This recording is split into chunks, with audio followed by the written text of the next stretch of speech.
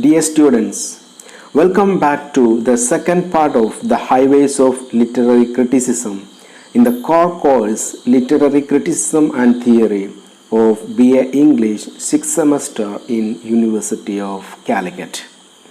And in the first part we have discussed what is Vyanjana, what is Sahridaya, what is Samsarga, Artha and Shabda, and as well form and content, etc.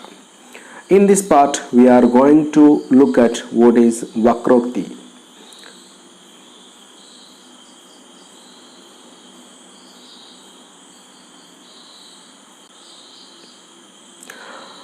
In a simple manner, we have already discussed what is Vakrokti in the last video in part 1. Vakrokti means language of indirection.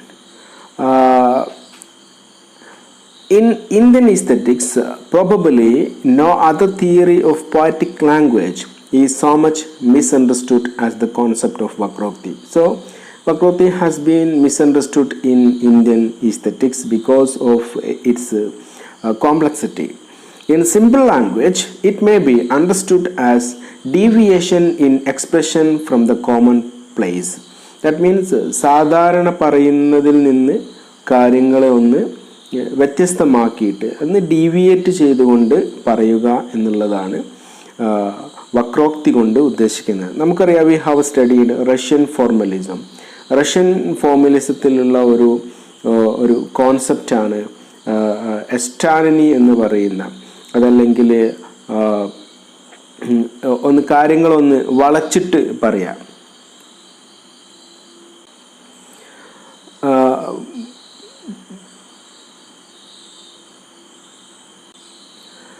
Defamiliarization in Russian formalism, that you know, defamiliarization is somewhat saying in language of indirection. Kuntaga, 10th century, in his work Vakrokti Jivita is a work by Kuntaga. He maintains that the very charm of poetry consists in the obligatory or Vakroktava of the language it uses. The poetry uses a language, that language must have an obligatory or a Vakroktava. Vakroktava means a language of indirection. കാര്യങ്ങളെ നേരിട്ട് പറയാതെ indirect ആയിട്ട് പറഞ്ഞ് ഫലിപ്പിക്കുക. In this work, he lays down that the kavyam, poem, born of the blend of Shabda and Artha, that we have discussed in the last part. Shabda, what is Shabda? The word and its connection with Artha, meaning or sense.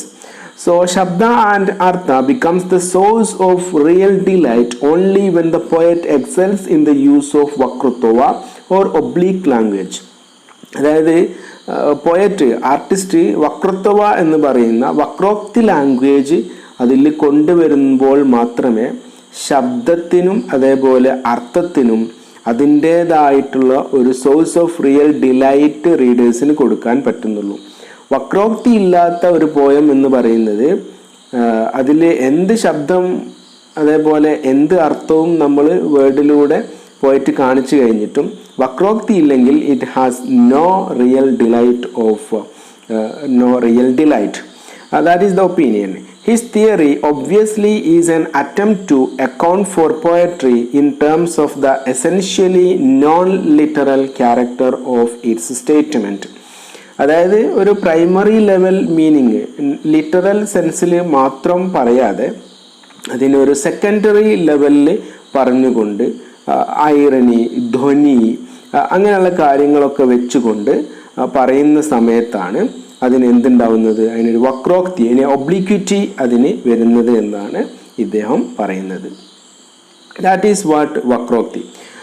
ദാന്തിൻ before Kundaga had stressed the importance of Swabhavokti in poetry, but Kundaga challenged the observation of Dandin, that pointing out that mere literal representation failed to generate evocativeness and hence are out of the realm of poetic expression.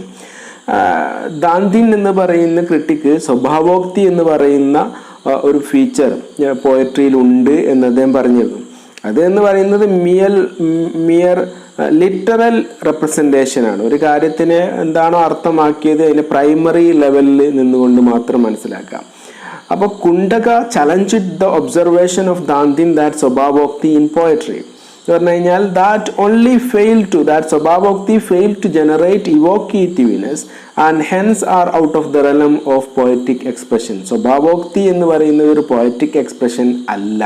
സ്വഭാവോക്തി കുണ്ടക പറയുന്നത് വക്രോക്തി ഉണ്ടെങ്കിൽ അതല്ലെങ്കിൽ വ്യഞ്ജനം ഉണ്ടെങ്കിൽ അതിന് it is somewhat poetic expression, it is N artistic expression. Poetry must employ the language of indirection and vakrutava, and it is this oblique feature or curvaceous character of language that equips it with the potential to hold beauty. So if we use the language of indirection, that is vakrutava or vakrokti, that is a feature of curvaceous character, that is the curvaceous character of the language. That kind of a language that equips it with the potential to hold beauty. If we use this kind of a language of indirection, that will hold the charm of the poem, that will hold the beauty of that poem. Otherwise, that only become a literal meaning, that conveys only a literal meaning to the readers. The circle, which is a symbol of perfection, that if we represent the curvaceous nature using a lot of curves, that becomes a circle, is nothing but a number of curves put together. Circle is very perfect, but how the circle, if we draw a circle, how the circle is drawn? The circle is drawn using a number of curves put together. So then those all curves that make the perfection of that circle. Likewise, we have to use the language in poetry. It is the curvaceous character of women's body that here he compares the language of poetry, the oblique language, the language of indirection into a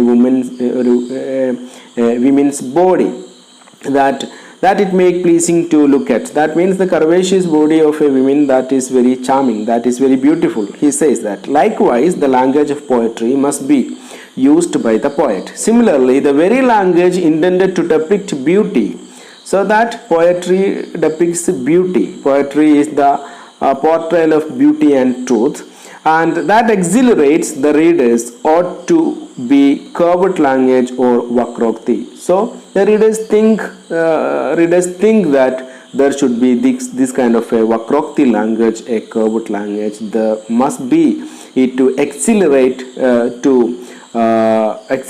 the beauty of that poem in readers, and also that raises the level of the poem into a universal level as well. Kundaga was one of the earliest aestheticians to identify the deviant character of this poetic language, not a politic language but a poetic language. You please reread it as poetic language. So Kundaga was the person who identified this kind of a language is needed for poetry, this kind of that he says as vakrokti. Western scholars like Coleridge and I.A. Richards have made similar comments on the language of poetry and the use of language in poetry, how must be the poetic language than the prose language. Though much later, these Coleridge and I.A. Richards had made similar comments comparing to Kundaga's theory as well in English and Western literature. Then that is vakrokti or language of indirection. Then we can see what is logottara rithi. Logottara rithi, that means the poetic expression, the artistic expression will be in a poem when he uses that vyanjana. Vyanjana or suggestion is the very soul of literature, that already we have discussed.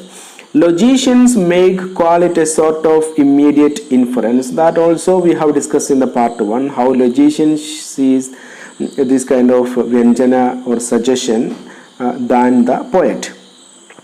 This can be process associated with artistic expression itself. It is not an ordinary process. This Vyanjana, using this Vyanjana is an artistic expression, and it is not an ordinary process. It is taken to be extreme poses, and it is described by Alamkarigas as Lokottara. This process, this artistic process has been described using this Vyanjana. The Vyanjana is an artistic process that is described by Alamkarigas as Lokottara. That process has been described as Lokottara. Lokottara vritti. Meaning, Lokottara means that extraordinary or unique. Extraordinary or unique. This artistic process of Vyanjana is Lokottara. Lokottara means unique, that already we have discussed. And as well, it is not Laugika. Laugika means worldly process. This artistic process of Vyanjana is Lokottara, not Laugika, not worldly. In the course of the technical discussion of Lokottara Rithi, one is likely to be carried away by the glorifying description of the character of Vyanjana. Abhinavagupta exalts this process as something extraordinary. So, having the Vyanjana, using the Vyanjana by the artist, or that always carries away glorifying description of the character of Vyanjana. And Abhinavagupta exalts this process, says this process as something extraordinary. This extraordinary nature of the poem through Vyanjana is known as Lokottara Rithi. That is made available by the artist through his artistic process, that is known as Vyanjana. It is Lokottara because it is essentially an artistic process. It is not Laugika. Laugika means worldly process. It is not a process of ordinary life. It is not a process we find in our ordinary day-to-day work. That is why it is described by the Alamkarigas as Lokottara Rithi. It is an artistic process on various reasons. It is an artistic process as it involves suppression. We can see in Vyanjana, that is suppression, that is suggestion, because it gives us a delicate impression. Suppression gives an impression. Because you have done with the compartmental slicing of Sanskrit literature into literary genre such as epic, lyric, the metrical. The metrical means the poetical form, and as well the non-metrical. Non-metrical means those prose and drama, etc. Then we can see how Anandavardhana classified the type of poetic art, the specimens of poetic art. He has described there are three types of specimen of poetry having Vyanjana. He connect it with the type of poetry, how Vyanjana is used in a poem. Using the Vyanjana, by the use of the Vyanjana, he reclassifies the poem into three. That is what we are going to see. It was Anandavardhana who investigated and envisaged the fruitfulness of the principle of suggestion, that is Vyanjana, in poem. He was the first to popularize it by elucidating, explaining, and illustrating. He classified the specimens of poetic art on the basis of this principle of Vyanjana. It was he who was responsible for the reclassification of poetic expression under three heads. Which are the three heads? One is, he says, by the use of Vyanjana, we can see there are three specimen type of poetry. One is Uttama Kavya.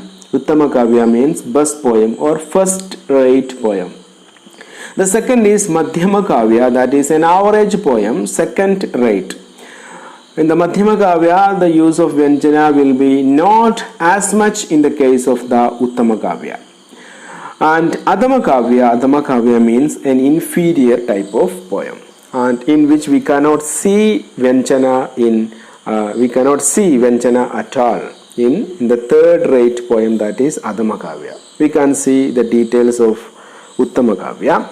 The first division, according to Anandavardhana, is Uttamakavya, is the best specimen of poetry. It allows the suggested Vyanjana elements to reign supreme. It never allows itself to be subordinated to anything else. It should be regarded as the Kavya, poem of the best type. That means that Uttamakavya ranks first among other one. The use of Vyanjana will be very high. That elements to reign supreme. The second one is Madhyamakavya. This is not the specimen that is allowed to reign supreme. That comes second in the position. It is coordinated with some other elements or subordinated to it, but it is at the same time allowed to preserve its minimum degree of agreeableness, beauty and attractiveness using the Vyanjana. But in the second type of Madhyamakavya, it won't be, the Vyanjana elements won't be as such in the type of Uttamakavya. This specimen, in which suggested elements is not raised to the supreme rank of Uttamakavya. The third one is Adhamakavya, not Adhamara but Adhamakavya, that refers to certain specimens of art which may be described as the result of amusing diversion. That means there is no use of Vyanjana. They are readily described as lifeless citras. Citras means some kind of figurative features. Use of figures and wordplay, that is known as citras.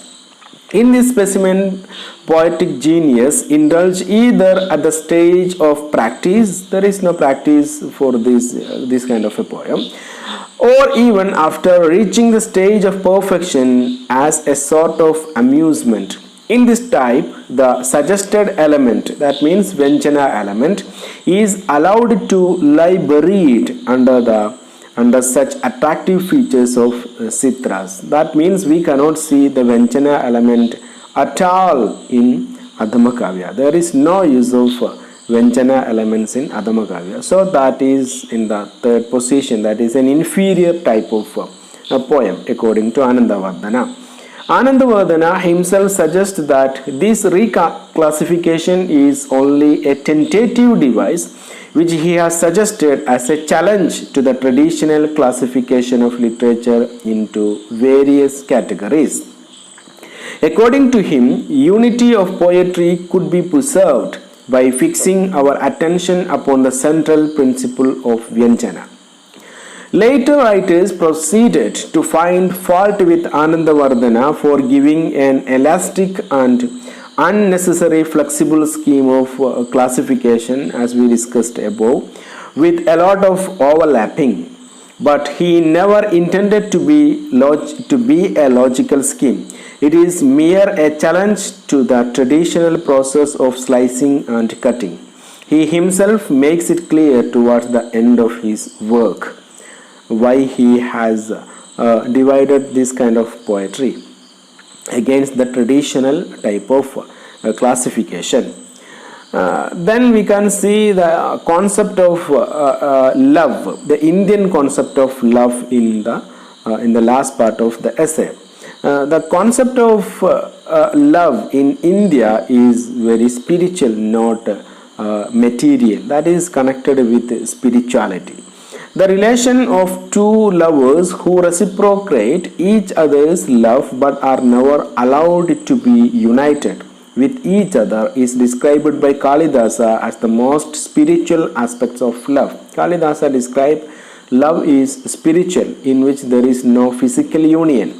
It is that aspect of coming together. That means they comes together, lovers comes together, and separation of complete reciprocation without fulfillment or consummation, that represents the supreme spiritual moment of love. That means there is no physical contact or physical union in the fulfillment of love, a platonic type of love. According to Indian culture, Sringara means love, or love is essentially spiritual. The Indian conception of love is never possess and is always to efface oneself and to forget oneself. To efface oneself and as well to forget oneself.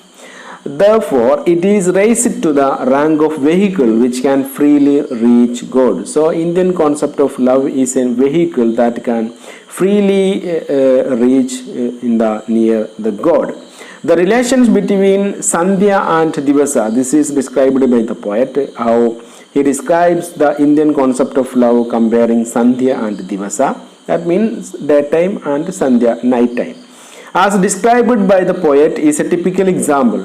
The twilight is endowed with raga according to Indian philosophy of love. It is endowed with red color. Raga is, twilight is endowed with red color. Her lover, that is Sandhya, then her lover, the day goes before. Her lover means here the day is the lover and fiancé is Sandhya, goes before her. അതായത് രാത്രിക്ക് മുൻപ് തന്നെ പകൽ അവസാനിക്കുന്നു. Goes before her and is quite close to her. സന്ധ്യാസമയത്ത് day time സന്ധ്യയോട് എന്താണ് അടുത്തിരിക്കുന്നു, പക്ഷെ ഒരിക്കലും യൂണിയൻ നടക്കുന്നില്ല. And love is reciprocated. There is love is reciprocated. Love comes between the two in the two way, reciprocated. But they do not come together. They are not unified. They are anxious to marry each other and anxious to be completely united with each, but their desire is never allowed to fulfill itself and is never realized. So this unification, this union never happens. So that desire means to be unified is never allowed to fulfill itself and is never realized. The obvious meaning here is the relation between Sandhya and Divasa, and behind it is a suggested idea. The poet compares it with Sandhya and Divasa as a suggested idea as only. The suggested idea is the relation of two lovers who was reciprocated each other's love, but who are never allowed to be united with each other. This is the supreme spiritual moment of love mentioned earlier. We saw how the poet described Sandhya and Divasa and how it is an example of Indian conception of love. But what is the intention of the poet when he describes Sandhya and Divasa? In describing Sandhya and Divasa, the poet has produced a work of art, nothing more than that. And he compares it with the Indian concept of love. As soon as the work of art leaves the hands of the poet, it becomes the property of critics. Then critics make, and as well the readers make, a lot of interpretation about that work. We are not all bound to interpret or in the same manner in which the artist himself intended to be interpreted. That is the way of every good work of art. But however, we may pay some attention to the context in which it was created and the details of the circumstances under which this particular specimen of art was produced. We have to check the circumstances. ഏതൊരു സാഹചര്യത്തിലാണോ ആ work produce ചെയ്യപ്പെട്ടത്, എഴുതപ്പെട്ടത് എന്ന് നമുക്ക് check ചെയ്യാം. When we do this, we are in the grip of the historical criticism. When we are within the grip of historical criticism, we have to realize that the position that is assigned to the suggested element is subordinate one. Though we know from the circumstances that the artist intends to present the idea beautifully. The poet or the artist, through the circumstances, he intends to present the idea of beauty, the idea. He seeks to present it by linking it up with some situation. So if we connect it with the circumstances, that we may fall into the grip of historical criticism. we may not do that kind of an understanding or interpretation of the text. Though we know from the circumstances that the artist intends to present the idea beautifully, he intends to present the idea very beautifully, connecting it with the circumstances, and he seeks to present it by linking it up with some situation. This is what the later part of the essay says. So you can read that essay and find those questions and try to answer that questions. Thanks for watching this video.